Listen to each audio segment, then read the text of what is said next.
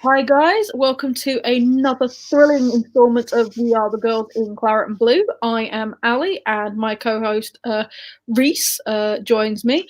We are going to cover a myriad of topics tonight. We're going to be talking about last night's performance against Reading. We will be talking about the hot button issue that's currently happening in women's football, which is should players always come over to fans, especially travelling fans, um, or do we give them a free pass if they've not just had the greatest game? And then finally, we're going to be assessing West Ham women's season so far, looking at some highlights and some lowlights, and seeing what we need to do to make sure we stay out of relegation by the end of this season, which is something that Reese is rather concerned about. I think we're perfectly safe, that there's definitely 2 teams worse than us. But that's an argument for another day. So let's start with Reading last night. I made the trip. I am exhausted, not just because of the performance, but because I got on a coach and was back in Manchester for 4:30 in the morning, and I still haven't quite caught up on my sleep yet. Reese was watching on the FA player, and I think we both had the same emotion of just desperation and despair. At least you were warm in your despair, Greece. So I'm going to let you kick it off and say, what did you think of last night? Well, lucky I am on, because as you can probably tell, I do seriously have the ump over what I saw last night. I just felt we were poor. There wasn't a performance there. I think we just went through the motions, went through the gears. There was maybe a slight positive aspect in the first 10 minutes. I think we were troubling them a bit with Lehmann's pace. However, we didn't get the right crosses into the box. They were going too wide, and no one was on the end of them. So for me, it's hard. I said it to you last night, Ali, when we was talking on WhatsApp. It's just such a hard game to explain again, because my emotions of being so fed up over it are kind of overriding my analysis of the game. Yeah, it wasn't actually very fun to watch it live. It was, to be honest, there's only 2 players that stand out for me in a positive way, and that was Kate Longhurst and Grace Fisk. Grace, again, was getting... You see, I know a lot of people said that Grace wasn't great last night, but I think she was getting stuck in. She was tracking back, defending where she could, and Kate was all over the place in a good way. She was tracking back. She was being a defender, which is not her position. She's an attacking midfielder, but she was getting up front. She was playing midfield. Basically, it could have been a much more unflattering scoreline if we didn't have Kate in the squad last night. So Kate definitely was my player of the match, and that doesn't say much, to be honest. On Grace, I think it's not that she had a bad performance. I just don't think she performed to the level that I've saw in the last few games. So it wasn't that she had a bad game. It just was, for me, a slight dip in performance. However, I said with Grace, and so did you, Eddie, we are going to learn a lot about Grace against different opponents. It could have just been one of them games where Reading's style hasn't something she's came across and hasn't experienced, and she's just getting used to how to manage with that yet. So you can't be too harsh on Grace. I agree with you with Kate, standout player. She actually got me a bit pumped up on the iPad when I was watching on the iPad. When something went on, and we won a free kick, and I think Reading she was laying on the floor, and one of the Reading players flipped the ball over and kicked it away. She went over to the ref, which I thought showed the passion that she has for this club. Yeah, unfortunately, that passion got her a yellow card last night. She got booked for dissent, which actually brings up a topic of what we were talking about last night, the few fans that we were sat with, which are there certain players in refs' minds that are untouchable? Because Kate, in my opinion, quite rightly, argued a decision against the ref, gets a yellow card for dissent. which I think we've done some math, and that's probably what she's got most of her yellow cards for, is arguing back with the ref. Now, Farrah Williams, on the other hand, for Reading, constantly argued back with the ref. She kicked the ball away when it was our corner out of frustration, just showed general lack of discipline, which is unusual for Farrah, to be honest, but she wasn't her usual self, but she was being very disrespectful, and she didn't even get a talking to from the ref. And the argument that was put forward by the fans that I was sat with, because she's Mrs. England, because she has the most caps, refs are reluctant to discipline her because of her reputation. And I was wondering what you thought about that. Depends, for me personally, if the referee watches women's football or not. I think some of the male refs we have in the league won't watch it. I think most of the female refs obviously will, and some of the men will as well. That's my first point on that. However, yeah, I think so. I think the ref was leading more towards Reading on decisions as well last night. However, I think just substandard, poor refereeing again. And it just shows the standard we're at, that referees choose players' backgrounds over a decision that's on the pitch. Yeah, it definitely seemed like that because, like I said, it was a very different day for Farrah because she's normally like the consummate professional, but she just was very argumentative, and you could hear it because there wasn't that many people there last night.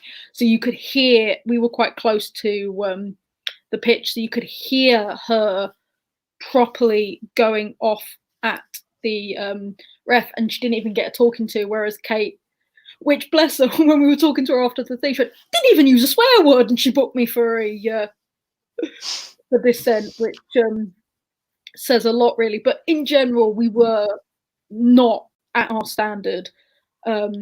We just weren't reading the game properly. We were missing quite easy passes. Like, again, we had our wingers out in like masses of space, but we just weren't utilizing them. We were again trying to go through the middle, but then when we were trying to play off the wing, we were going for the most crowded wing. Like, we just weren't like thinking about the game. We got a free kick in a dangerous area and we played it backwards. Like, there was no thought last night. Like, they just weren't, and it was like we weren't communicating with each other.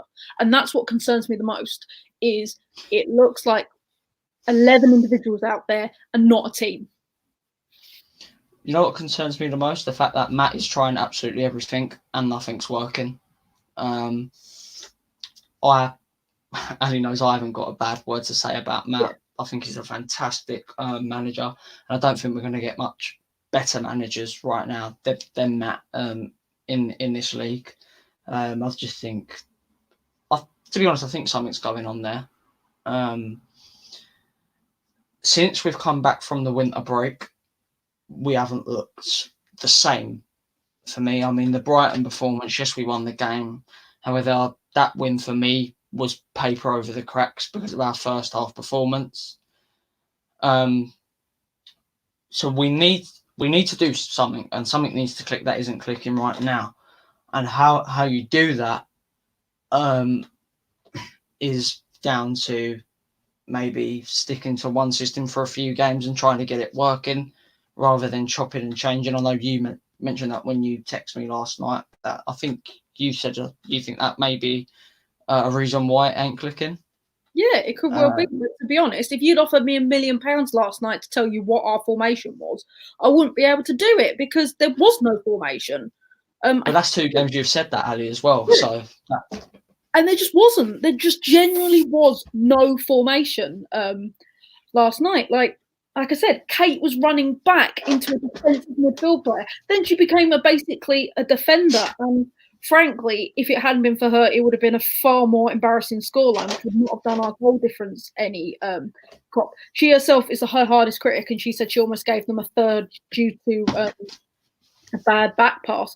But to be honest, that was the least of our errors. We just were not playing well at all, and we are playing as individuals. and we're just not communicating. Like, for example, Kenza Darley had some fantastic little moments of play, just really clever little flicks and tricks that got round Reading players. But then it went straight to a Reading player because Galabarachi wasn't reading where she was and didn't run forward, didn't run into the space. Alicia didn't see what she was doing, and it was just frustrating. It was just genuinely frustrating. I think Martha looks like she's been rushed back as well. Yeah, Martha. A bit. I think she was a yard off it. Nothing could. It's not Martha's fault, really. No, Martha should have been playing last night. I would put Little John on. I would put Little John up front. Like, what are you going to do? Tell you what, Little John impressed me when she came on. She really started out of having that fire in the belly. She was running at them Reading defenders. One thing I noticed, that this is where I've got the idea where Martha wasn't fit last night, Ali, was normally Martha would press the centre-backs into a mistake. She wasn't doing that last night. As soon as Little John came on the pitch, she started to press them a bit, and a few mistakes came where we got the ball and we started to attack. And there was quite a bit of success in the last, I think it was 10 minutes she came on. Yeah. So for me, that's the problem. She came on for 10 minutes. If I had been Matt, I would, instead of taking Leanne off at half time, though Darley did make a great difference, I would have subbed Martha as well at half time and put on Little John. He did it little too late, pardon the pun. He left 10 minutes when we were flagging. If he brought her on when we were only 1-0 down at half time, it could have been a completely different match. But it wasn't, and we kept missing those opportunities. I personally would have kept Leanne on at half time going into that second half and play her with Lan and Lehman and Thomas. I think I would have subbed Midag off at half time and put Darley on just to get a bit more creativity in there. Because I think, as I said, in the first 10 minutes in that first half, we saw elements where we could break down that Reading defence. It was just he didn't have that number 10 that could pass them vital balls through to get openings. However, you do have to look at it as well. Reading hit the post twice in the first half, so we could be going down 3-0. And that was just a problem last night. Also, I think our midfield, not to the midfielders' faults, went a bit missing. And I think both Reading goals came from long balls. And that's because Kate's having to do the defence's job, as you've mentioned, Ali. So something, like I said, is happening. And I don't know what. I think it is a lack of confidence. So hopefully now, I said it to you last night as well, Ali. This Liverpool game, if we lose that, then for me, I'm really, really worried. Whereas I think you're worrying a bit too soon, to be honest. I'm a West Ham fan, Ali. We always worry. Yeah, we do, but I'm trying to see. You always have about me for being pessimistic. I'm trying to be optimistic. We've still got to play Bristol twice, and I think we can definitely get points off of them. And we've still got to play Birmingham, which again I think we can definitely get points off. I don't think we're going to finish above Tottenham, which is going to kill me. But I think we're safe to build again. But the Reading flagged up issues against me last night, which is set pieces. We cannot defend set pieces. We came unstuck at Chelsea because of it, and we became unstuck at Reading because of it. Something needs to be worked on in training where we defend set pieces, because we just aren't doing it. Even if it just involves Martha and Little John just firing footballs at our defenders till they get it in their heads, I don't know. But that's something we need to work on. The second goal was our mistake. It came from our throw-in. It hit a Reading player, and they went for it and scored. It's just these little things we need to tweak because we're missing something. One player who did have a good game last night was Anna. Made some good saves. Do you know what? Everybody said that because she let 2 in, but I'm like, do you know what? Without Anna, it could have been way worse. Anna, and also, Anna was shouting up. She was trying to organise her defenders. They weren't listening, but she was trying to organise her defenders in such a way. I was very impressed with Anna last night. See, now, everybody that watches the show knows that I adore Courtney as a goalkeeper. However, in that Chelsea game, like I said on last week's show, I think she made a few mistakes. I think last night Anna used her ability and style of goalkeeping to stop that from happening. So we've got two goalkeepers of equal quality. I think the reason Anna went in goal last night is because she's got quite a good record against Reading. And for me, she proved why she was in that starting lineup last night. So if the rest of the team can get the confidence that both of our goalkeepers have right now, we'll be back in the position we was before the winter break. However, I just can't stop thinking about that Liverpool game, and if we lose that, then I don't know what's going to happen. Tonight, and the last time that I saw it, it was 2-2, but I don't know if it still is. Let me have a look. I just saw my face again because we're live on Twitter. See, the reason I discussed this with Ali last night, and I explained my reasons why I'm so negative right now, is because I think if Liverpool win tonight, which still a draw. Okay, if Liverpool win tonight and then they beat us, they then go into that strong position, and I think they'd only be 1 point off us. Then you look at the future games. I think we have Man United and Arsenal. Now that's a chance where all the teams down the bottom can pick up points on us. So that's, for me, why Liverpool is a must-win game. We'll discuss our preview next week, I think, on next week's show. But for me, Liverpool's a must-win game now, not only for the league, but for team morale and to get the confidence back up. Because if we're lacking on team morale and team confidence against Man United and Arsenal, I think you're asking for trouble. We actually have a viewer comment based on our discussion about players and reputations. Hev says, think certain players have reputations. It's not fair, but that's how it is. And I think that goes both ways, because I feel that certain West Ham players have reputations for being a bit aggy and a bit aggressive, and they're more likely to get booked on their first offence. I mean, I was talking to a couple of friends yesterday, and we think that Gilly's on her 4th yellow card, Kate's on her 4th yellow card. I don't pain me, Ali, to think of them being suspended for a match. Charlie's on her 4th yellow card, and Leanne's on her 4th yellow card, which, as you turned around and said, one false move against Liverpool, and we could be out some very key players for Arsenal, for Man United. But maybe it's because the refs think that they're a bit more aggy than other players. I don't know, but they need to be careful in the next upcoming games because they are on a very, delicate precipice. See, now I think refs speak. Well, I know refs speak to each other before they play. They ref the next match, and the ref that has ref the last game always asks about the players just to get a feel for the mentality, and just a report to match up when they're making decisions. And I think Leanne has been so unfortunate with her yellow cards this season. It literally is one bad tackle and she gets a yellow card. So that's the reputation there. Kate as well, as soon as she goes over to a ref, I mean, it's like the referee's already got the yellow card out before she even goes over there. Gilly as well, because she's passionate. The same with Kate, she gets a yellow card.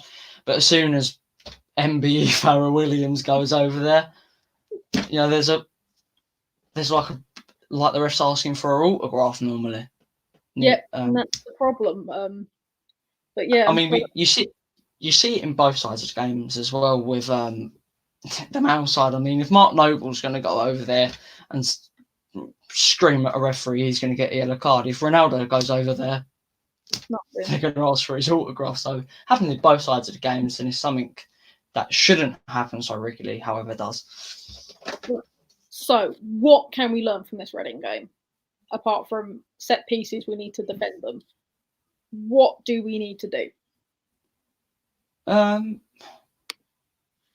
revert back to the back 5. I think when we play that well, we are on our top form in that formation.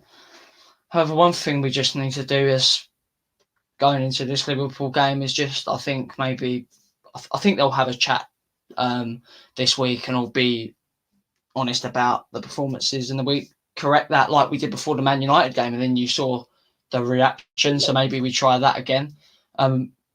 But in me saying I'm worried, it's worried because of the run of games more than the team. I know the team's got the quality there. To get a big win against Liverpool, I'd actually then back us to go and beat either one of Man United and Arsenal. We just need to get our confidence back, and that's the only thing that's worrying me right now.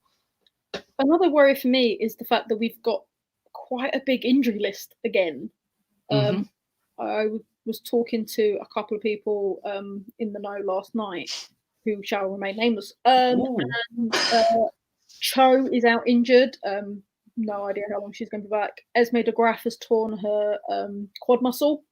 So she's going to be out for a little bit again. So we're racking up the injuries, which de Graaf is such a vital player for us. Exactly, that's the problem. You saw how much we changed against Chelsea last week when she came on, and she's got such a fire and stuff like that. But do you think we're rushing players back because we're not a big squad? We're a very small squad.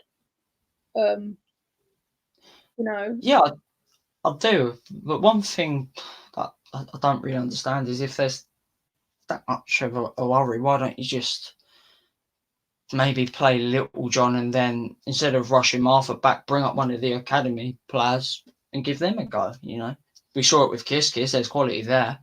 We haven't seen her for a couple of games now. Yeah, we were talking about that as well. So there is a squad depth there. However, when you've got so many injuries, you're likely to always rush that one player back just to keep that same style and that same formation. And I think the reason Martha was rushed back was because what she did against Man United and them sort of teams with that style of play is so vital, and Reading are one of the top teams. I think that's the reason we rushed her back. However, you never know. Maybe she wasn't rushed back, and maybe Martha just had a bad game. I have a feeling she was slightly rushed back, but that's just me. For Man City, I started my Justice for Fidalgo campaign. I'm now starting my Justice for Little John campaign because she is a cracking player, and we saw it last night. Matt, just give her a shot, like against Liverpool. Come on, just first off, if I'm wrong, sub her on for Thomas, because Thomas will have the rested time to come up for the second half. But come on, seriously, Justice for Little John. We signed her for a reason. She's a player of absolute quality. She's in the Northern Ireland squad. Just give her a shot, because I think she might surprise you if you give her more than just 10 minutes. I think I know if Thomas don't start up front, who will be starting up front. Leon's back for Liverpool. Is she? I think so, because they played their final, Canada, on Sunday that I watched. Yeah. And she was on the bench, so she'll be raring to go for us. Yes, that's another player we've been missing is Leon's creativity is second to none. And I think if we can pair her back up with Dali... Yeah, now I remember that's made me a bit more positive and happy now. Yeah, I think once we pair her back up with Dali, we're laughing, because we have got that thing. We have definitely been missing Leon, but we don't want to be a one-player club. But if it's going to ensure our survival, I'll take it. See, let's not forget, while we're discussing about Martha not being fit, she also didn't have the player she's most used to playing with in Leon, so maybe that affected Martha's performance yesterday. However, this is a whiff, buts and maybes. Leon being back will be a massive boost for us. Definitely. Before she went on that break, I said she was in contention for Hammer of the Year.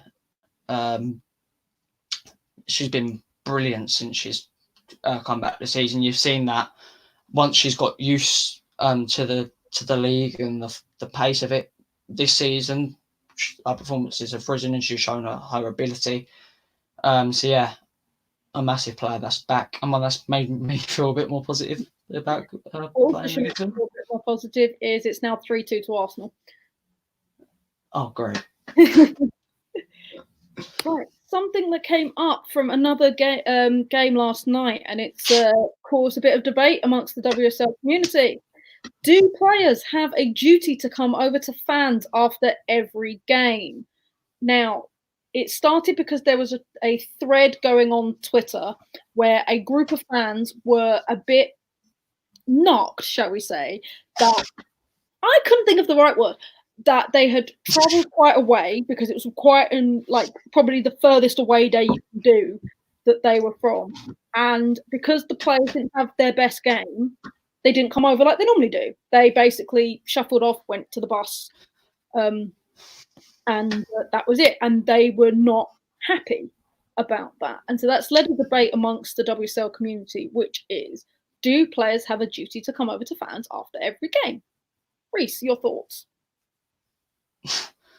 I said this to you on WhatsApp. I just think it's double standard by fans. I mean, if we're losing 3-0, some of our fans walk out. Do they get judged by walking out and not staying to clap the players? No. So why should the players, in my opinion? I appreciate it when they do come over and clap, and most of the time our players do. However, if they don't, I'm more worried about their performance. As long as if I see them giving a performance and a commitment to my club, I couldn't care if they come over and clap me, because sometimes, when you lose a game, the first thing you want to do is just get in that changing room and discuss it, discuss what went wrong, and also kind of have some time to think about their own performances when they lose a game. So no, I don't really. It doesn't bother me, to be honest. Yeah, I mean, it's nice when they come and clap over, especially if it's an away game and there's a very small amount of you there. I mean, last night, obviously, there was a lot of not happy people. We did get players came towards us, gave us some, clapped us before they went off to their huddle. A couple of players did come over and talk to us. Kate and Anna stayed the longest. Bless, there's a young fan down the front who is a wannabe goalkeeper, and Anna spent a lot of time talking to him about, the perils of being a goalkeeper, the positives, and I think really made that young fan's night. Kate came over and spoke to us for a long time. We got high fives from Bethlehem, Midag, Thomas. So not all the players came over, which is fair, but we got enough. It's like, I know you don't talk to Jilly after a loss because she is so angry at herself, at the team, at the situation. You probably don't want to talk to Jilly after a loss. So I know that you just stay clear. It is nice when they come over. Should you expect it? No, because that's not what they're there for. It's a nice bonus. See, another thing as well with this is, as a fan, I think if you have a problem with it, I think you maybe just go in the women's game. Obviously, you're able to go and talk to maybe the manager or a player and maybe just voice your opinion there. And sometimes they'll address it with other players and then they'll come over and clap you. But I don't think it's something you go and rant on about on social media.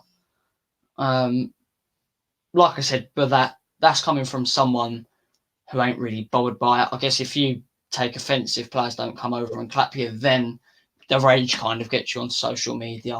However, I think sometimes it's better with that to go and discuss it to a player, because I think you was there, Ali. Yeah. One of our fans said to one of our players, when players come off the pitch when they're substituted, can they come over and clap the fans over this side? And then you saw our players do it. So yeah, sometimes it's just better to have a little chat, I think. Well, yeah, because I remember it was at the Arsenal game beginning of the season. We said that to, I think it was a member of the training staff, just saying it would be nice, especially on away games, if the players could not even necessarily come over to us, but just clap and show their appreciation that we've travelled. And they do that even after heavy losses. They even did it after Chelsea, and that was an 8-0 loss. They still did it. The problem is people expect them to come over and still do autographs and stuff like that. And I'm like, no, if they're in such a bad headspace, it will always remind me when Anna got her red card at the Birmingham game last season. She came off the pitch and he was an autograph hunter. He wasn't a fan. He was an autograph hunter. Went to get something signed by her, and she went, "Not today, mate," and went off for obvious reasons because she was so angry with herself more than anything. And he got really annoyed, and he started ranting and raving to the staff member who was looking after the tunnel about disrespect and stuff like that. And I'm like, she's literally possibly facing a 3-game ban, could be out of the FA Cup final, all for a silly catch. Of course, she's not going to be on his signing autographs. So the only thing about that with signing autographs is, I mean, I guess if you're playing away from home and you say maybe a Man City player that's full of England players and Man City have lost the game 3-0 and they haven't come over and signed autographs even though you've asked, I guess it is a bit annoying for the fans because then you've got to wait a whole nother year to maybe get that autograph signed again. Yeah, Ellen White. But yeah. I waited around for the Birmingham game last season. Bless her, she was actually quite sweet, and she said because I was a West Ham fan, she'd take a photo with me. Oh, bless. But yeah, on the topic, I do think it's double standards, personally. We have a comment from our regular contributor, Pete, who says, after the Bristol game last night, they were telling fans to leave at full time. So that's another restriction, is the fact that clubs will only, as a daughter of some ex-football stewards, will say that they're only paid to a certain amount. They don't get overtime. If they have to stay longer, they're doing it unpaid. The club will contract them to work X amount of hours. So if it's cold, freezing, raining, and it's already late at night, they're going to tell you to go home. They're going to tell you to clear out as quick as possible because they ain't getting paid for the privilege. So there's that fact. That's one thing I do love about non-league is the stewards do actually go in the end and drink with the fans. So that's something I enjoy about non-league because they're going to stay anyway. But I guess, if you're at the Etihad and it's a cold night and you're a steward and you're not getting paid for an extra half hour's work, the last thing you want to do is stand there in the freezing cold. So fair enough. So I think we're pretty unanimous on that. So we are going to give a nice run-up to about our players, give a nice rundown, see who's done well, who we think needs to put a score report, if you will, a mid-term score report where we shall grade them and see who is top of the class and who needs to see the principal. So, Reese, do you want me to go over and get my programme so we don't forget anybody, Ali? Yeah, go into the programme so we don't forget anybody.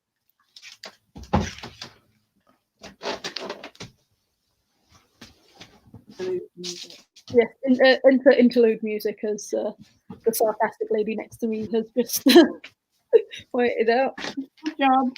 Ready? Good job. Sarcastic comments. And he's back. Right. So, are we going to go running down the line? Yeah, I'll read it off the programme. Perfect. So, let's go. Okay, let's start with Anna Morehouse, Ali, out of 10. I would give her a solid 7. She's been consistent for us. She's got, like you said last night, she was absolutely phenomenal. But there's also been some silly mistakes. I'm thinking the Tottenham friendly at the beginning of the season, but she's definitely up there, and she's definitely earning her number 1 spot. Like I said, we're lucky that we don't have a traditional second keeper. Both our keepers are as good as each other. But yeah, definitely room for improvement. But I think she's come on leap and bounds from last season. So very happy. So I'm going to surprise Ali and I'm going to give her an 8. I am surprised. The reason for that is I think there's been periods in the season for Anna where she hasn't been playing for 3 or 4 weeks, and then she comes into the squad and gives a great performance, which for me is hard to do as a goalkeeper. Just to keep that same mentality and the same performances up when you're not playing week in, week out. That's the reason I'm going to give Anna an 8. You said she's made a few mistakes, but I can't really remember too many. So that's the reason I'll give Anna an 8. Which actually nicely links into a viewer question from our old friend Wally, which is who... That's his actual name. I'm not being mean.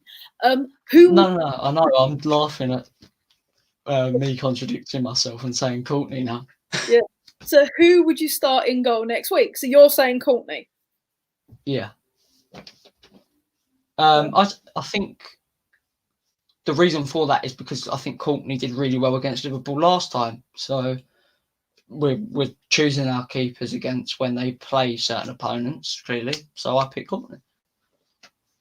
As you can see behind my head, I'm a bit of a fan of our number one.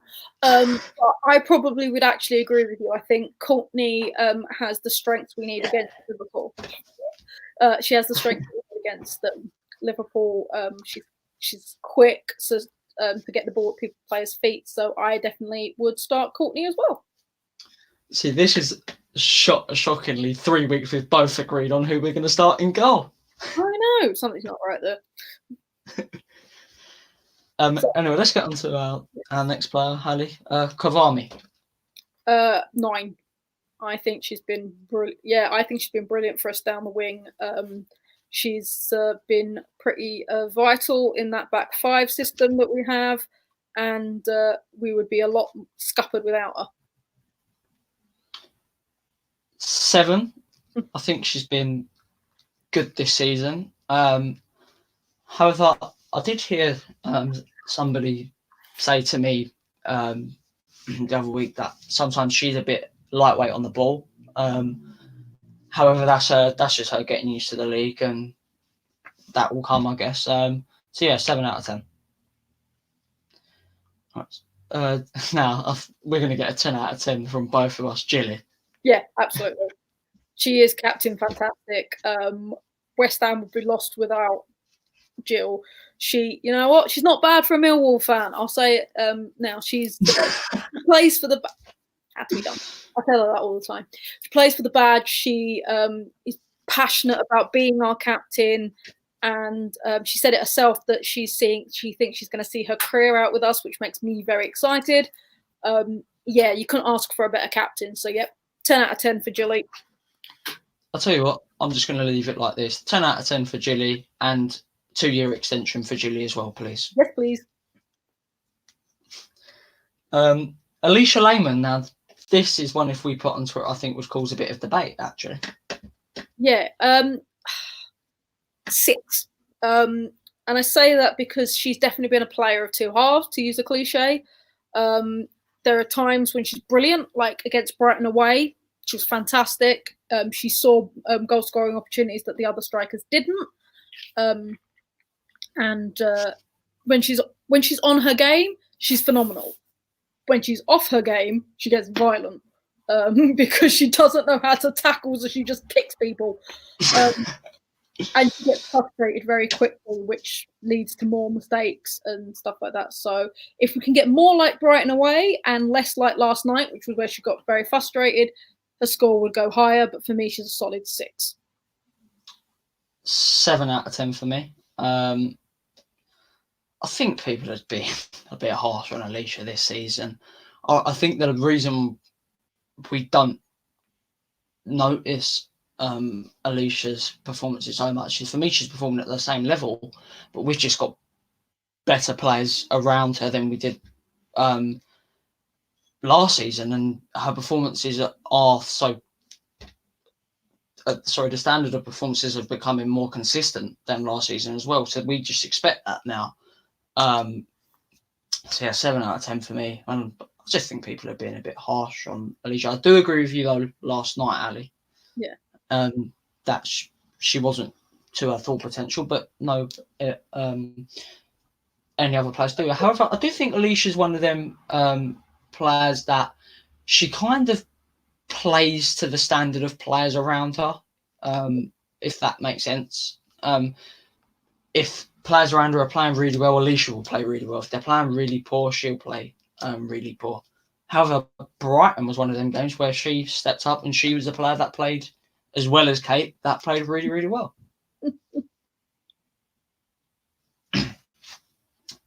Leanne Kiernan, Ali, out of 10. To go with her squad number 8, I think Leanne's been brilliant for us as usual. Her pace is fantastic. She's quite a clever little player, especially when she's on the wing and she's trying to get the ball across in a tight spot. She can lead players in a merry dance. However, her temper's got a little bit better of her this season. We've seen her get a red card and a number of yellows for outbursts. Her red came from getting into a fight with the Man United players. So it's the Irish. Come on, Ali, you would have done the same. Yeah, but I just think, yeah, she needs to calm down the Irish temper. But in terms of performance, she's been fantastic for us, and long may she stay at West Ham. 9.5. Been brilliant when she's been on the pitch for us this season. Also, she's added a fiery side to her game, which I like. And also, for me, the reason I've gave her the 9.5 is because I think she's one of the players that have made her name for herself at West Ham. A lot of fans across the league now mention Leanne a lot, and I think she's another player that warrants another contract extension. Yes, please. Do not lock her down. Now, again, this player's gonna get a 10 out of 10 from me, Martha Thomas. Ali? It's hard to judge Martha because when she's on form, she is a 10 out of 10. She's a fantastic striker. She was a upgrade on Jane Ross, who I do love. I just don't really rate her as a player anymore.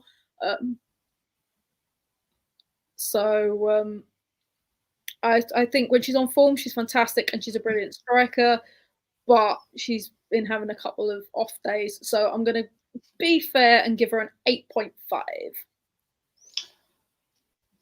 10 out of 10 for me. When she plays, our system seems to work. She's a player that makes things click for us a lot of the time up front. One of them players I didn't know much about before she joined us, but really, really impressed me. And ever since I watched her for the first time in a league game at Arsenal away,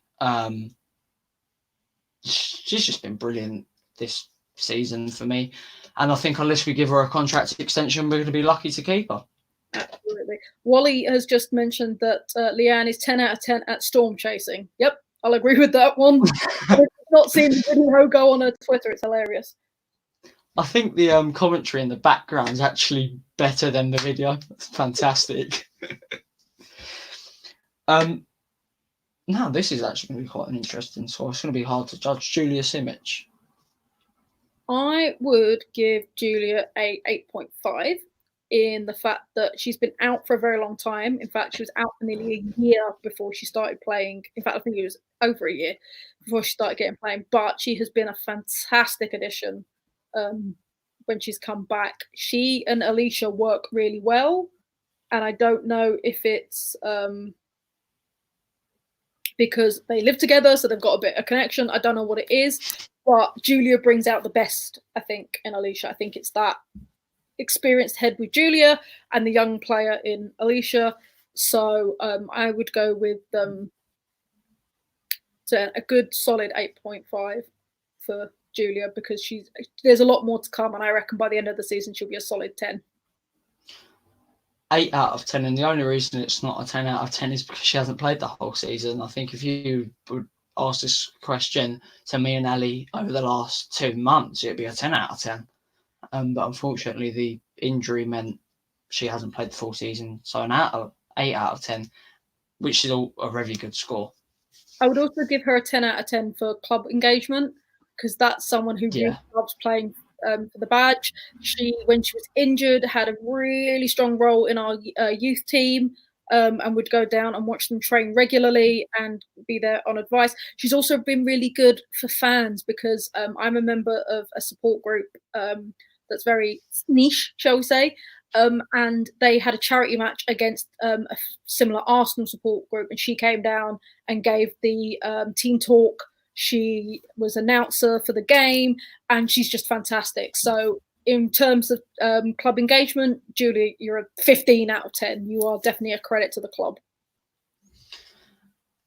Exactly that. And another thing with Julia is if she stays at West Ham when she retires, I would actually give her the job as general manager to her because she gets the players, she gets the fans, and she clearly knows how to engaging. She's also got quite a bit of a media manager element to that with fan engagement. So she's got plenty of jobs lined up for her when she retires. Yep, Hev agrees with us that she's been a fantastic ambassador while being injured, and you just can't fault her. So we love Simic. Katharina Bunac. Absolutely. Yeah, I love Bunac. She's the fighting player that I love at West Ham. She goes in for very hard tackles. She's not scared of any players. She's been brilliant on the wing. And also, she's had a 10 out of 10 for nothing other than that goal against Man United that made it 3-2. She will forever be a West Ham legend for me for scoring that free kick. So, Bunac, 10 out of 10. Long may she reign. As you've mentioned that free kick, I was going to give her a 9, but 10 out of 10. Interestingly, I was speaking to Ali and I think it was Emma at Rush Green once, and I said I think Katharina's struggling at right back, and then ever since she's proved me completely wrong, and I think she's been one of our best players this season. Yep. I don't know why she hasn't been playing as much recently, but we need her back. And she's a bit like Erin, really, where Erin made the back 4 work for us, and Katharina clearly makes the back 5.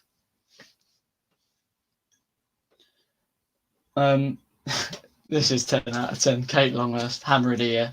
Yeah, 10 out of 10. Like, Nuffstead, it plays for the badge, is an absolutely cracking player. She's both technically brilliant. Again, if you look at the goal against Brighton, that she led those defenders a merry dance around the corner flag before pinging that crossover to Alicia.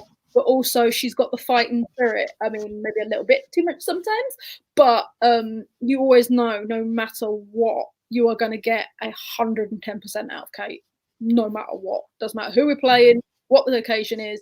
Could be a kickabout in the park, and you still get 110% out of Kate.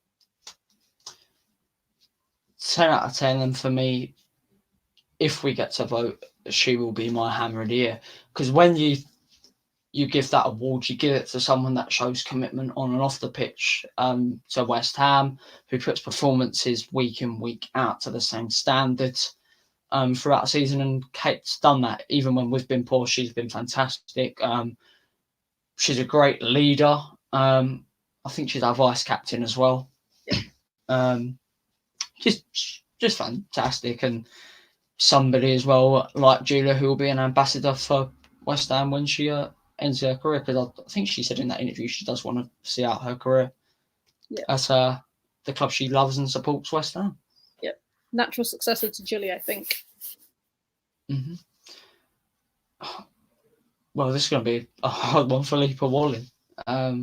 Not shown enough. I can't rate her. She's not done it, barely played anything, so I'll give her the neutral 5 out of 10 just because she hasn't played much football. Jacinta Galabarachi. 7.5. She's been fantastic for us when she's on, but she's got a lot to learn. She's still a very young player. She needs to read the game a little bit better, but in terms of technical ability and passion, she's up there. So I'd give her a nice solid 7 out of 10, and she's going to grow into a team and will become very solid for us. 6.5. I agree with quite a lot of what Ali said. However, I think in recent weeks or months we haven't seen much of Jacinta really. I think she's got to get used to the physical element of the league. I think Reading showed that last night.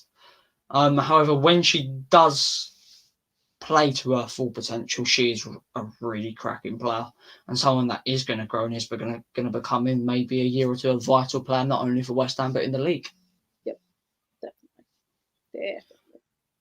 Yeah. This is another one we can't really judge Esme de Graaf because she's been injured most of the season. No, I will give her a 8 for when she has played, because she's been absolutely fantastic for us. and I'm hoping that this current knock won't take her out for too long, and I can't wait to see what she can do. I'll give her a 7 because, like you've said, when she's played, she's been a 10 out of 10. However, you can't give her that because she hasn't played as much as we'd all like. So yeah, 7 out of 10. We all know my score, Courtney Brosnan, 10 out of 10. Somebody is my favourite player at West Ham. Someone who's came in this season, strengthened our goalkeeping options, been absolutely fantastic, made vital saves for us. He's a great keeper with one-on-one situations as well. Big saves in vital moments, and when we've been leading games by a small margin, she's won us the games. At the risk of angering my girlfriend before Valentine's Day, I'm going to give her a 7. And the reason... Oh, no, Ali, come on. Listen, my reasoning. The reason I give her a 7 is I've knocked points off for making us lose to Tottenham twice and making us lose to Chelsea. That wasn't her fault. Chelsea was. It wasn't her fault. If she wasn't in goal, it could have been about 5-1. Chelsea was. Chelsea was her fault because... she scored 8 goals. How's that her fault? Because she fell over. She basically stood there and let 3 of them in. So, because she made us lose to Tottenham, because she made us lose to Chelsea, I've knocked 3 points off her, so you get to 7. She can improve. Well, she didn't make us lose to Tottenham at all. She made vital saves that stopped them getting a bigger lead and kept us in both them games. And against Chelsea, against Chelsea, if she didn't make the 4 saves, you know, we would have lost about 10-0. So nope. Can't make me change my mind. 7 out of 10 because she made us lose to our sworn enemies, and I'm not having it. Simple as that. 10 out of 10, and I'm going to get it. I'm going to buy a goalkeeper shirt and have that score with Brosnan 10 out of 10, the back of my shirt in one of the next games. A little bit of a monkey there. Yeah, it's all right. I'll get him at the Liverpool game. It's fine. Alex will be happy because he said to me I need to up my passion, and Ali's helped me with that by mentioning Courtney Brosnan being a 7 out of 10, which is come on, we better get this thing. I've been in shock. We're off yammering long enough.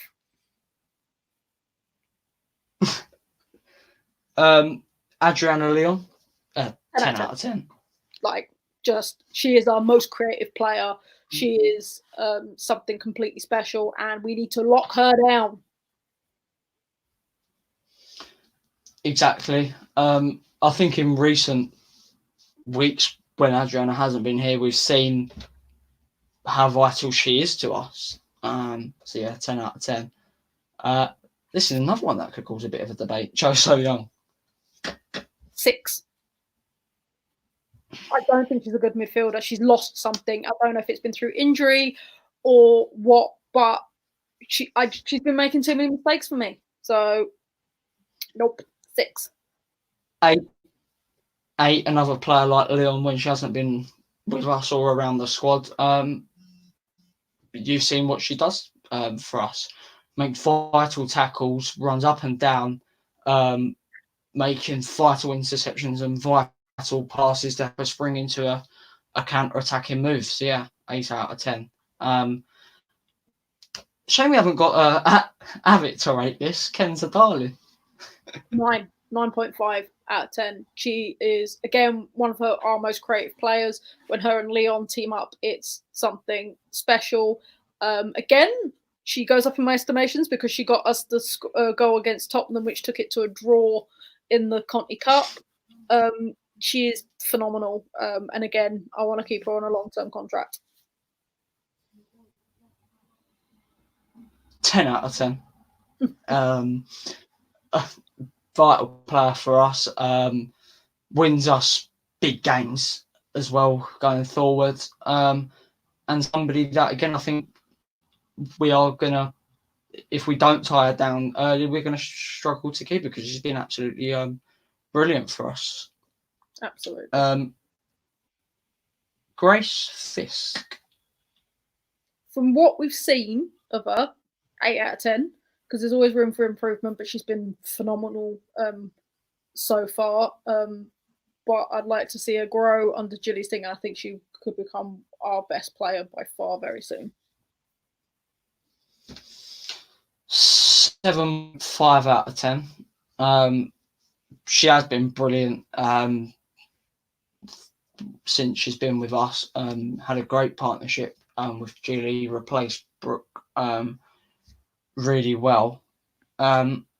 However, as we're judging players on individual performances like Ali's done with Courtney, I'm going to kind of make that move for that Reading game last night and say 7.5.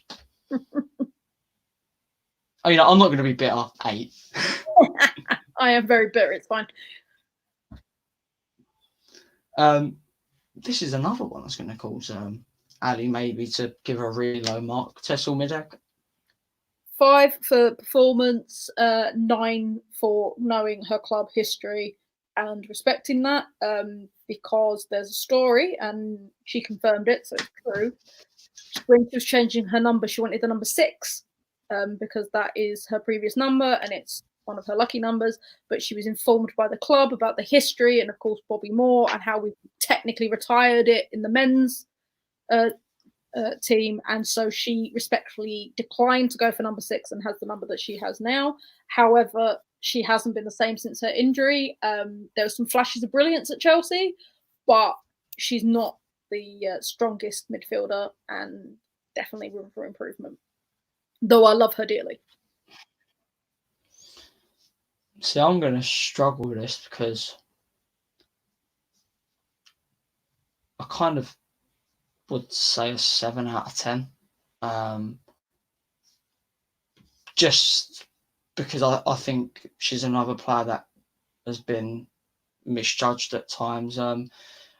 She's got really good passing, a long ball passing is fantastic. I'm one of the best players in the team with that. However, the reason I'm giving her a 7 out of 10 and not the same mark as Ali is because you've got to remember she's just come back from a vital injury, which is a confidence knocker mentally. So 7 out of 10 for me.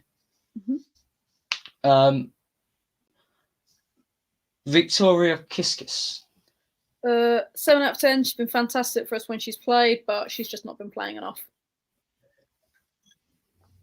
When she's been playing, 8 out of 10. But because she hasn't been playing as regularly, 7.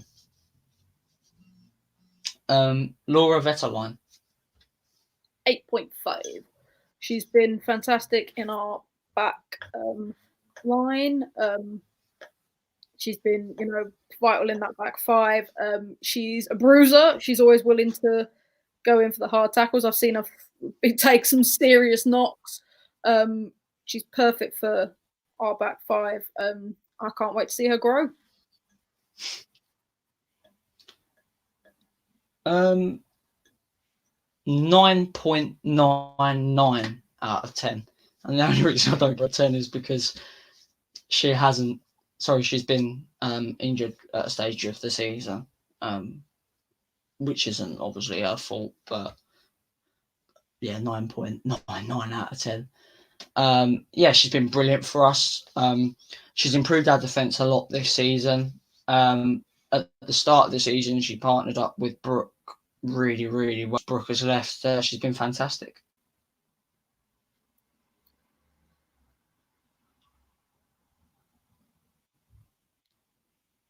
Oh, is he gone? Is he frozen? Does that mean I get out of rating more players?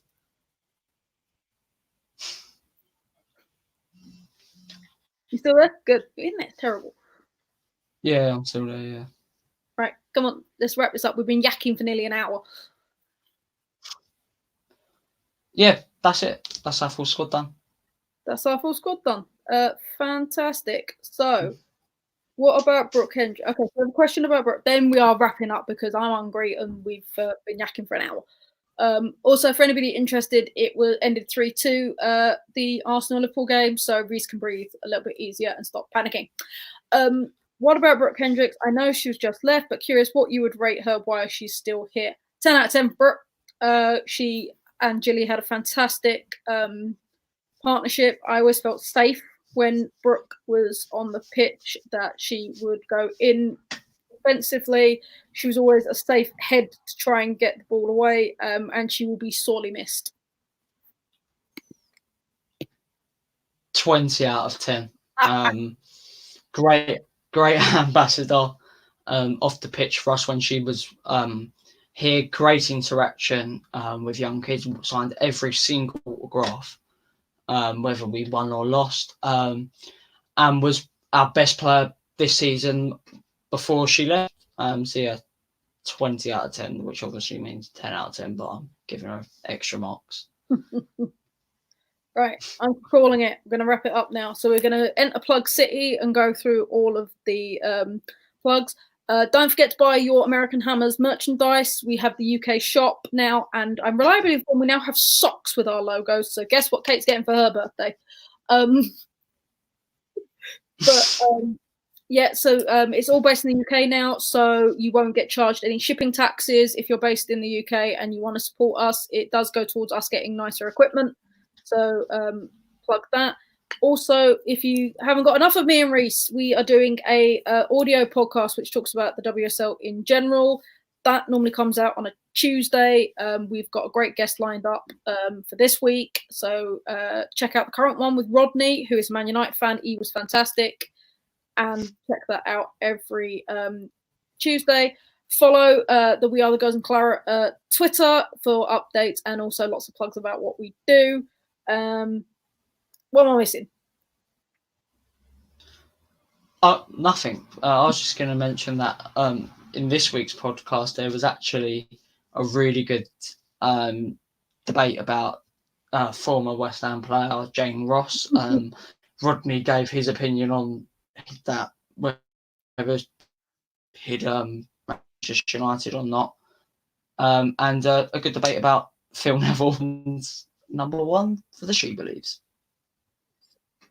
Yeah, absolutely. So keep supporting. We love you guys. Thank you for all of the feedback. It's been fantastic. We're going to keep plugging away at this. I didn't realise we yacked on for as long as we did. So we'll be back next week where we'll be previewing the Liverpool game as well as all of the other issues that may have arose in a week, because 7 days is a really long time. So it is good night from me. A good night from me, and Justin for Brosnan's score because of Ali's racing.